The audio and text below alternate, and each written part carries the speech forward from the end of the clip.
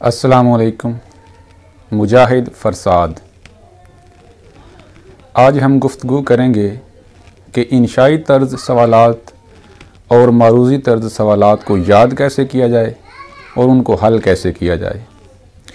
अगर मुकाबले के इम्तिहान में नेगेटिव मार्किंग हो तो उन सवालात को कैसे हल किया जाए, हाफ़िज़े को कैसे मज़बूत बनाया जाए और सबक को किस तरह याद किया जाए कि वो तादेर हाफ़िज़े में महफूज रहे। दुनिया भर में अरबियों के हाफ़िज़े सबसे मज़बूत तस्लीम किए जाते हैं। उनको कई कई लाख अशार याद होते हैं और उनको अपना शजरा नसब 100 पुश्तों तक याद होता है और हमें अपने परदादे का नाम भी नहीं आता। इसकी वजह यह है कि हम कोशिश नहीं करते।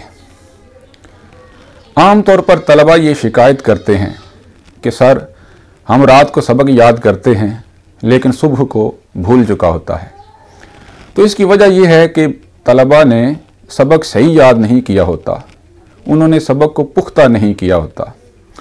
जिस तरह सब्ज़ी बनाने में ज़रा कम वक्त लगता है और गोश्त को बनाने में ज़रा ज़्यादा वक्त लगता है, इसी तरह कुछ असबाक, कुछ सवालात ऐसे होते हैं जो ज़रा आसान होते हैं, उनको जल्दी याद किया जा सकता है।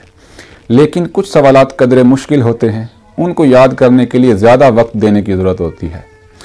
अगर हम सब्ज़ी या गोश्त को मतलूबा वक्त से ज़्यादा चूल्हे पर रखें तो वो जल भी सकते हैं, लेकिन अगर हम सबक को मतलूबा वक्त से ज़्यादा वक्त दे दें तो इसमें कोई मुज़ायका नहीं। लिहाजा पुख्ता तरीके से सबक याद करना चाहिए। अब आते हैं मल्टीपल चॉइस क्वेश्चंस की तरफ कि 4 मुमकिन जवाबात वाले सवालात को कैसे याद किया जाए। इसके लिए सवाल को पढ़ें और डायरेक्ट दुरुस्त जवाब याद करें, ऑप्शंस की तरफ आने की ज़रूरत नहीं। इस तरह इंटरव्यू की तैयारी भी हो जाती है और आसानी रहती है। अगर सवाल को जवाब बना लें, जवाब को सवाल बना लें, उसको उलट पलट करके याद करें तो वो ज़रा ज़्यादा मजबूती से याद हो जाता है। और 4 मुमकिन जवाबात वाले जो सवालात हैं, इनको हल करने का तरीका क्या है। अगर टेस्ट में 4 जवाबात वाले सवाल हैं तो सवाल को पढ़ना चाहिए, ऑप्शंस नहीं देखने चाहिए। यानी सवाल पर हाथ रख लें, जवाबात पर हाथ रख लें, सवाल पढ़ें। जैसे अगर सवाल है बाबाए उर्दू कौन है तो ऑप्शंस देखे बगैर अपने ज़हन में लाएं कि बाबाए उर्दू तो मौलवी अब्दुल हक हैं। अगर आपके ज़हन में ये जवाब आ जाता है तो उसके बाद ऑप्शंस देखें, अलिफ, बे, जीम, दाल, उनमें से जिस ऑप्शन पर मौलवी अब्दुल हक हैं उस पर दायरा लगा दें। अब आते हैं मुख्तसर सवालात की तरफ कि वो सवालात जिनके जवाबात एक लफ्ज़, 2 लफ्ज़ों पर या एक जुमले पर मुश्तमिल होते हैं।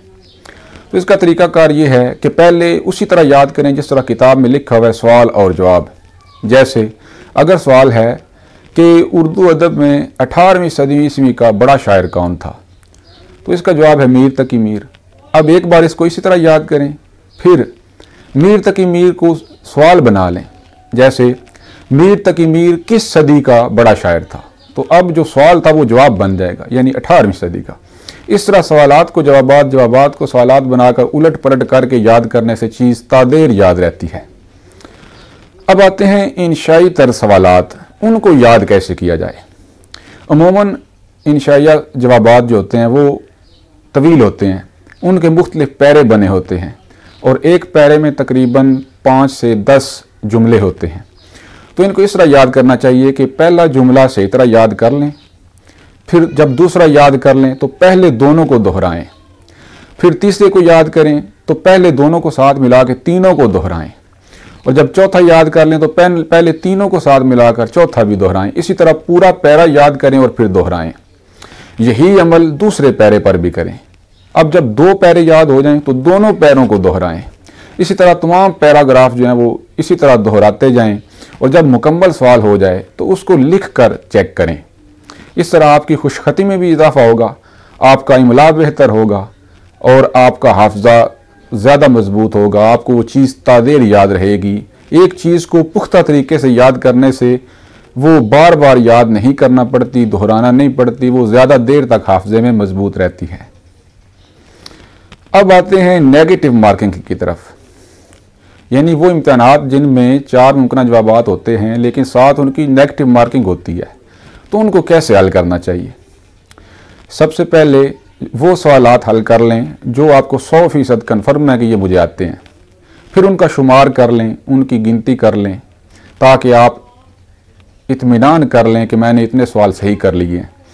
उसके बाद उन सवालात को हल करें जो 50-50 हैं, यानी 2 ऑप्शंस पर आपको शक है, या तो ये है या फिर ये है, उनको हल कर लेना चाहिए। यानी जो 50% आपको शक में डालते हों वो हल कर लेने चाहिए। लेकिन अगर कोई सवाल ऐसा हो जो आपको बिल्कुल ही नहीं आता, आपने ज़िंदगी में पहली बार देखा है, तो उसको हल नहीं करना, उसको बिल्कुल छोड़ देना है। वो आपको फ़ायदा पहुंचाने के बजाय आपका नुकसान करेगा। और मेहनत करने में कोई हर्ज नहीं। जो इंसान ज़्यादा मेहनत करता है वो आगे निकलता है, और जो मेहनत को अपना शियार बनाते हैं वो कामयाब हो जाते हैं। मेहनत से मुश्किल काम भी आसान हो जाते हैं। किसी शायर ने क्या खूब कहा है, वो कौन सा उकदा है जो वाह हो नहीं सकता, हिम्मत करे इंसान तो क्या हो नहीं सकता। बहुत शुक्रिया।